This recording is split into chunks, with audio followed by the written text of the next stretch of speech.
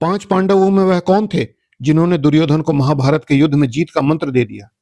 क्या धर्मराज युधिष्ठिर ने धर्म के मार्ग पर चलते हुए ऐसा किया था, या फिर कृष्ण का साथ पाकर जीत निश्चित मान चुके अर्जुन ने ऐसा किया, या फिर अपने असीम बल पर विश्वास रखने वाले भीम ने इसमें दुर्योधन की सहायता की?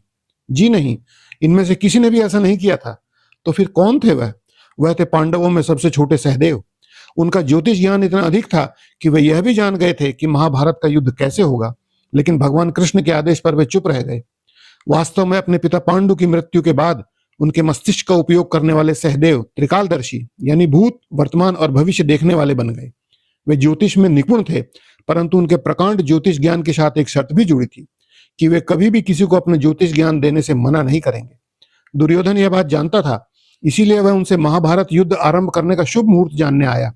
कृष्ण के लाख मना करने के बावजूद सहदेव ने दुर्योधन को युद्ध शुरू करने का उत्तम समय बताया, और वह था अमावस्या के दिन यज्ञ करना, क्योंकि अमावस्या को सूर्य और चंद्रमा एक सीध में आ जाते हैं। इससे युद्ध में दुर्योधन की जीत निश्चित हो जाती। अब कृष्ण की चिंता बहुत ज्यादा बढ़ गई, किंतु आखिरकार उन्होंने इस समस्या का उपाय ढूंढ ही लिया। उन्होंने घोषणा कर दी कि पांडव अमावस्या के एक दिन पहले ही बड़ा अनुष्ठान करेंगे, जिससे महाभारत में पांडवों की जीत होगी। उन्होंने यज्ञ की पूरी तैयारी भी कर ली। कृष्ण को यह भली भांति पता था कि जैसे ही सूर्य व चंद्रमा को उनके यज्ञ करने का पता चलेगा, वे यज्ञ रोकने के लिए एक साथ उनके पास जरूर आएंगे। और यही हुआ भी। कृष्ण यज्ञ शुरू ही करने वाले थे कि सूर्य और चंद्रमा दोनों हाथ जोड़कर एक साथ उनके सामने उपस्थित हो गए और प्रार्थना की कि हे भगवान, आप अमावस्या का यज्ञ अमावस्या से एक दिन पहले नहीं कर सकते, इसलिए कृपया इसे रोक दीजिए। कृष्ण मुस्कुराकर बोले, हे सूर्य और चंद्रदेव, अमावस्या का शुभ मुहूर्त तो तभी हो जाता है जब आप दोनों एक साथ एक सीध में आ जाते हैं।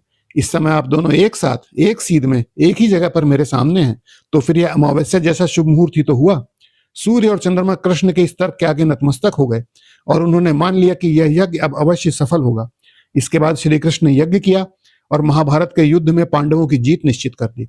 विवश दुर्योधन अब कुछ भी नहीं कर सकता था, क्योंकि कृष्ण ने उनकी योजना विफल कर दी। आखिरकार पांडव महाभारत में विजयी हुए और दुर्योधन की हार हुई। जय श्री कृष्ण।